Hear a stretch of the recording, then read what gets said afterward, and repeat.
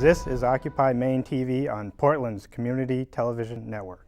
Hi, I'm Brian Leonard. And I'm Regis Tremblay. In this edition of Occupy Maine TV, Holly Seeliger and Brian Leonard introduce a new segment that will bring you news about the Occupy movement here in Maine and around the country. They will also focus on the latest attacks on our freedoms by Congress and our own State House. I will present the first in a series exposing the American Legislative Exchange Council, ALEC, and how it is influencing state legislatures by providing model bills that favor corporate interests over the interests of the people.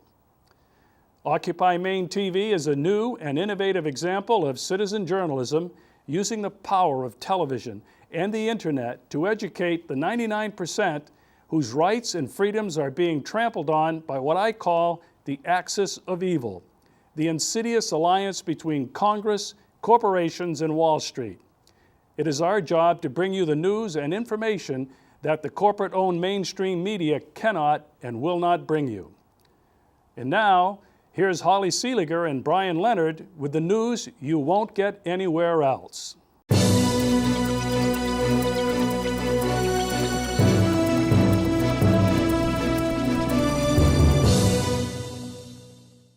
Occupy USM held its first meeting this Wednesday, March 6th at noon at the Woodbury Campus Center. Faced with department cuts, rising tuition, high dropout rates, and high graduate unemployment, the University of Maine students and alumni hope to advocate for professors and students who are bearing the brunt of the corporatization of the public school. Occupy USM hopes to unite students for an International Day of Events and Protests on May 1st. You can find out more about Occupy USM on Facebook. The bill entitled the Federal Restricted Buildings and Grounds Improvement Act of 2011 passed unanimously in the Senate on March 1st. Ron Paul and two other Republicans were the only representatives who voted against the bill in the House. H.R. 347 makes it a felony to disrupt or protest at any place or event attended by any person with Secret Service protection. The bill expands current law to make it a crime punishable up to 10 years in prison. Americans who enter an area where an official is visiting, even if the person does not know it is restricted, will be charged with a felony. President Obama is scheduled to visit the Portland Museum of Art on March 30th for a fundraising dinner. The cost of attending the dinner at the Art Museum ranges from $5,000 to $30,000 for the Democratic National Committee. The dinner will follow a reception at the Portland Marriott on Sable Oaks in South Portland, where 800 people are expected to attend. The prices for tickets range from $100 to $10,000. For $100, an Obama supporter can buy a general admission ticket. For $250, you can gain the Friend of Obama status, and a contribution of $10,000 gains entry into a photo reception with the president. In related news, Occupy Maine will host a free Friends of Occupy event on March 30th during Obama's visit to Portland. The events will include a free art gallery, food, music, fire performers, and more. For more information and how you can get involved, please contact Occupy Maine at occupymaine@gmail.com. Well, Senator Olympia Snowe stepped down for her post in one of the most shocking pieces of news so far this year. Many people were stunned to see a politician from either party speak truth to power when giving a reason for stepping down. Snowe remarked in a written statement, "Some people were surprised by my conclusion, yet I have spoken on the floor of the Senate for years about the dysfunction and political polarization in the institution. Simply put, the Senate is not living up to what the Founding Fathers envisioned." In Occupy news, two members of Occupy Wall Street named Chelsea Elliott and Jean Mansfield are suing the New York Police Deputy Inspector Anthony Baloney for violation of their First Amendment rights. The lawsuit charges that Anthony Baloney pepper sprayed the two ladies in the face during a protest September in Manhattan. The lawsuit states that Anthony Baloney maced the plaintiffs as they were exercising their constitutionally protected rights, including freedom of speech and freedom of assembly. The two women were captured on videotape being pepper sprayed while observing other police officers down the street brutalizing protesters. I want to take a quick second off the teleprompter to give a shout out to the Blaze. They were thoughtful enough to take time out of their crazy week to insult us with their crazy thoughts. However, I think I would be giving crazy a bad name. I think they took time out of their sociopathic agenda to transmit their sociopathic opinions on little ol' us. For that, we thank you. Next time, take a hint from Rush. Call me a slut and a prostitute, but don't call me a typical occupier. Right. Here's some old news, but it's important. A tribunal in Malaysia, spearheaded by that country's prime minister, found George Bush and Tony Blair guilty of crimes against peace and other war crimes for their 2003 aggressive attack on Iraq, as well as fabricating pretexts used to justify the attack. The 7-member Kuala Lumpur War Crimes Tribunal, which featured an American law professor as one of its chief prosecutors, has no formal enforcement power, but was modeled after a 1967 tribunal in Sweden and Denmark that found that the U.S. was guilty of a war of aggression in Vietnam, and even more so after the U.S.-led Nuremberg Tribunal held after World War II. Just as the U.S. steadfastly ignored the 1967 Tribunal on Vietnam, Bush and Blair both ignored the summons sent to them and thus were tried in absentia. My name is Bex. I was born and raised at a military base in the South, and I live in Bangor, Maine. I'm here because I believe there are a great deal of injustices in this world, primarily in the United States right now, as far as the democracy government that we have set up. What is going on is not democratic. In fact, it's the complete opposite, really. It almost seems to be shadowed as democratic, but it's not. We have so much money in politics. The second we remove money from politics, we'll have a true democracy. We have inequality all over the board. Healthcare is so unaffordable for so many people that need it, but can't even qualify for it. Even food stamps is a limit to how much you can get and who can get food stamps, Maine Care, Medicare, and so on. Everything across the board as far as humanities is in dire need right now, while we have politicians working with corporations getting millions upon millions of dollars that lines their pockets while our people are suffering. And this is happening all over the world. As far as my hopes and desires for being here, what I hope this occupation accomplishes across the world is more of a voice for the people. I hope that our politicians realize that we're not going to be listening to these lies anymore, we're not going to be manipulated anymore, and that there's a huge population of people that realize the truth of what's going on, and we're going to stand up and start fighting for each other's rights, not just our own.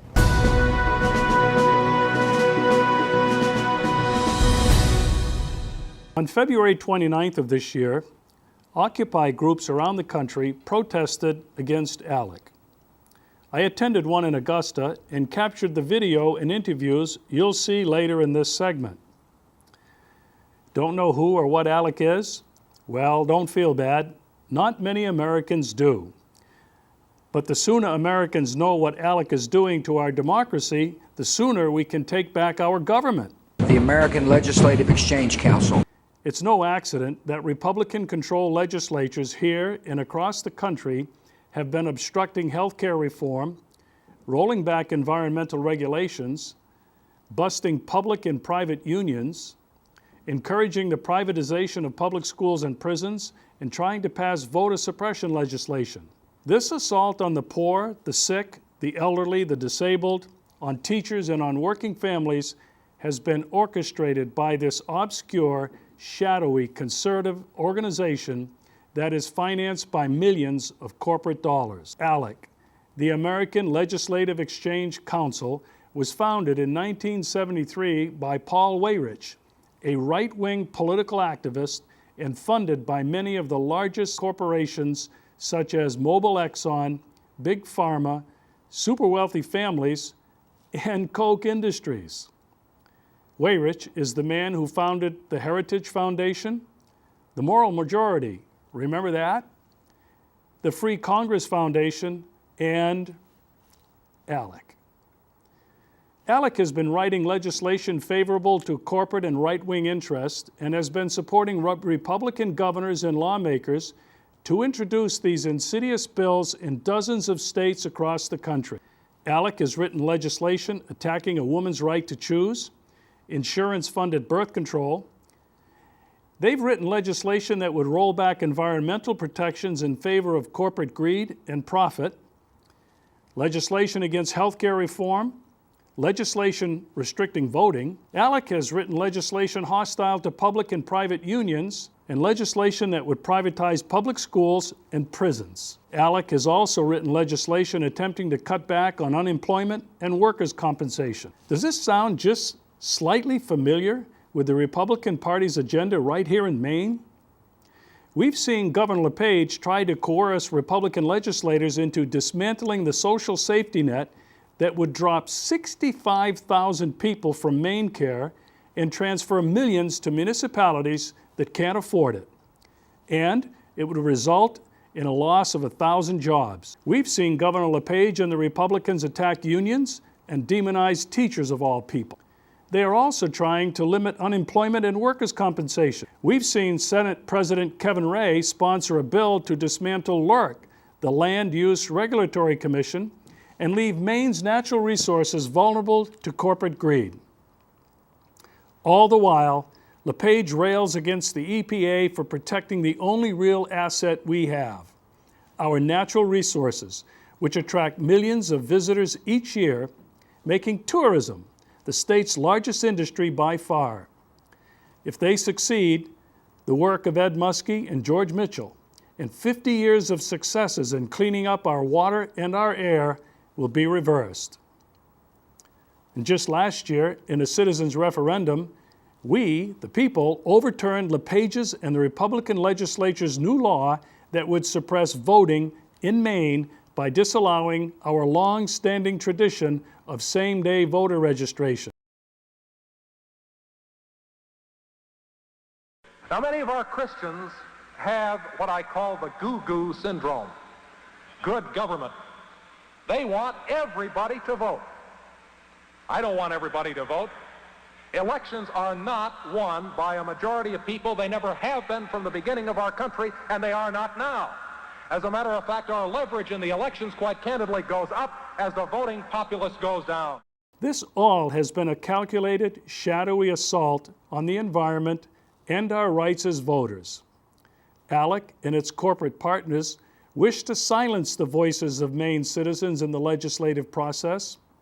You see, rather than writing legislation that reflects and protects the interests of Mainers, our Republican legislators and governor take these model bills written by lobbyists and approved by ALEC's Republican and corporate members as if they were their own. We believe there is something inherently wrong with that. I think you're the only reporter here, right? Today is?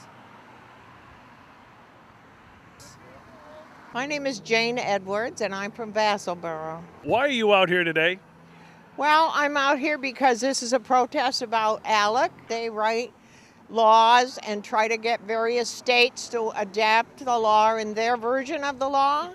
And I have read that their laws are very bad. That's why I'm carrying a sign. Their laws are funded by those that have a lot of money, and they don't necessarily represent the interests of the common people. I want Maine legislators to write our laws for Maine people dealing with Maine circumstances. And the woman with the black hat there in the ALEC song. What's your name? Joseph Kane. Joseph, why are you out here today? Because I don't think it's right for outside money to come in to buy these campaigns and stuff, buy votes. I don't like that. I like the one vote for each person. None of this outside money coming in. What's your name? My name is Phyllis Coelho, and I live in Belfast. And why are you here today? Well, first of all, I support Occupy 100%, but also I've known about the American Legislative Exchange Council for quite a while, and the kinds of things that they've been doing, Basically, it's a group of corporations, a large group of corporations that have representatives, and they've reached out to, state house representatives in all the states, and also certainly in our Congress. And they influence by their constant flow and stream of money from the corporations. They influence the legislators in voting for the right-wing agenda. People ought to be really concerned about an institution like ALEC, which seems innocuous in some ways, but is really funded by some very wealthy, essentially anti-government, anti-public interest, people like the Koch brothers who've made a lot of money, who want to get government out of the way so they can make a lot more money, and they're funding these front groups like ALEC that are writing legislation, that are feeding it to governors and legislators around the country. Maine is just a pawn in this chess game. And that Maine has a lot of very valuable natural resources, and they want to exploit those faster for more profit than ever. And that's what this is all about. In my next segment, I'll expose the ALEC players here in Maine. You'll be surprised to learn who they are, who they represent, and who they are funded by. You'll also learn that your voices and your votes don't count because they are being trumped by big money, Congress, and even the Supreme Court. I'm Kathleen Dunkel, and this is Emma, Nathan, and Nora Waldron. We're from Belfast, Maine, and I'm here to celebrate democracy, and because I don't feel that we live in a democracy any longer. As long as legislation can be purchased, it's not a democracy. I would just hope that the American people see that we have the power to change this, and we're the only ones that can change this. We're the 99%. We are the voice of this country, and it's time to take our country back. And I just want to make sure that we're leaving a better place for our children. I feel like this country is being changed. I think that corruption has become so prevalent that we turn a blind eye to it. And I want to leave this a true democracy for my children. And I feel like that democracy is slipping through our fingers, and we need to do something about it.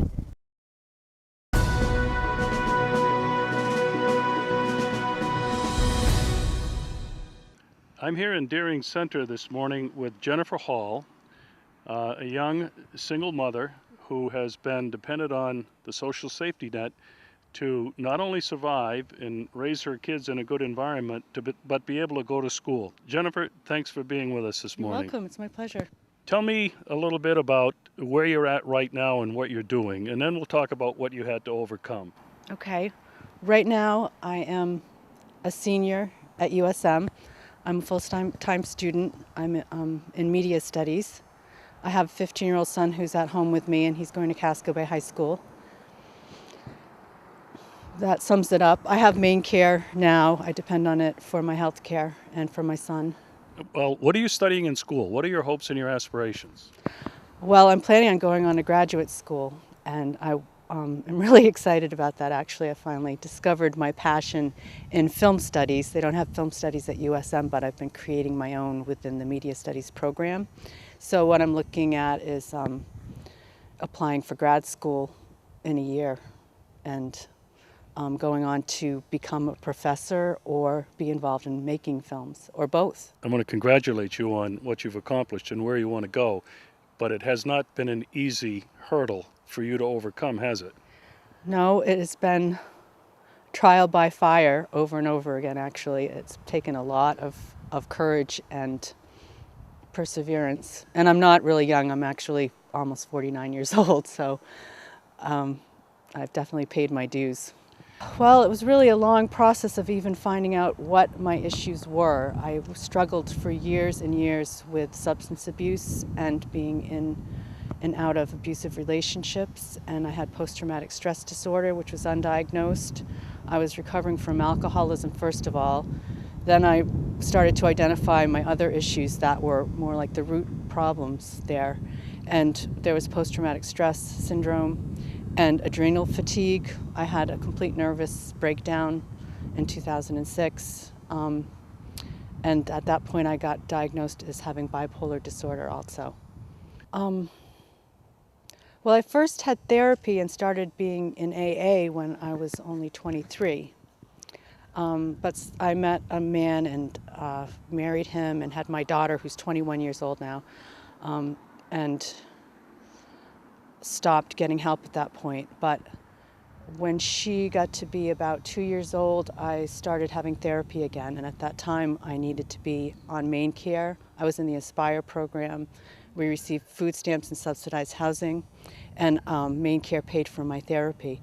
And it still took a long time after that for me to get the help that I needed and have an appropriate diagnosis. And if I hadn't had access to medical care, that wouldn't have happened. I don't know what would have happened. Are you receiving food stamps now? Yep, I have food stamps and I have Section 8 housing. So Section 8 housing means they pay for your rent? Right. So Jennifer, tell me, where do you think you'd be if there hadn't been anything like Maine Care?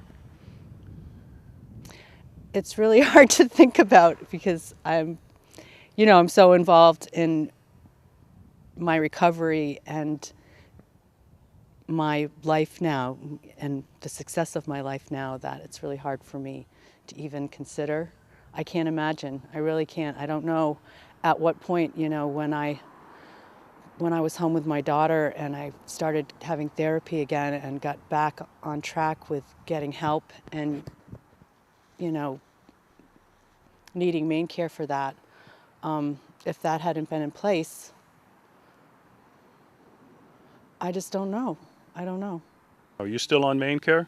Yes, I am. And you're getting food stamps and the Section 8 housing. Right. And you're ready to graduate in media studies. Yeah. You think you're back on your feet because of Maine Care? Yes, absolutely. Absolutely. If that had not been available to me and to my children as well.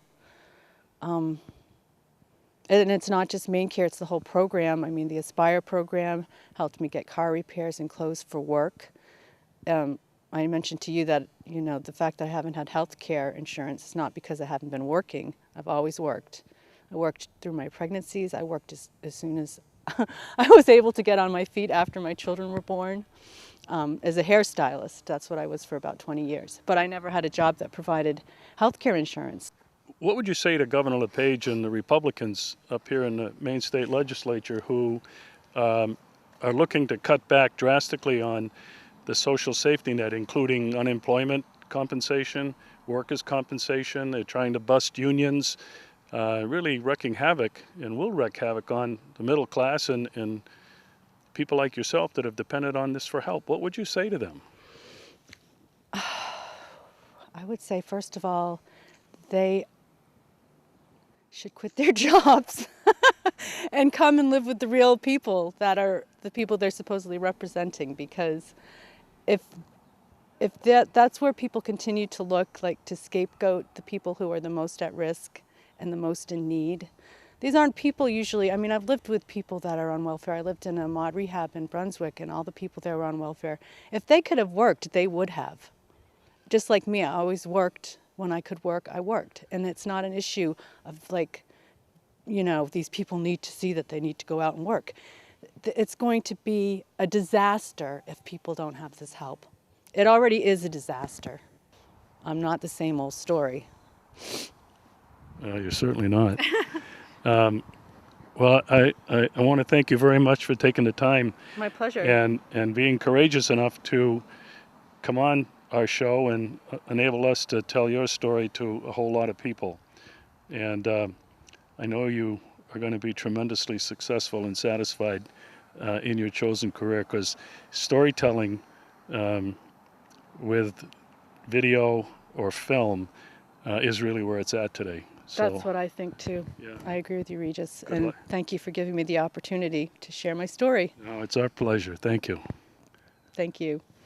Well, that's it for this edition of Occupy Maine TV. Thanks for watching, and please pass it on by posting it on Facebook and sending the link to your friends and acquaintances. We value your feedback. Please contact us with news items, your activities and protests, and ideas for us to cover. And because our all-volunteer team does have significant production costs, your financial support will keep us going. You can donate online at our website or by sending a check to our office at 644 Congress Street, Portland, Maine, 04101. And be sure your check is made out to Occupy Me TV. Thanks again for watching.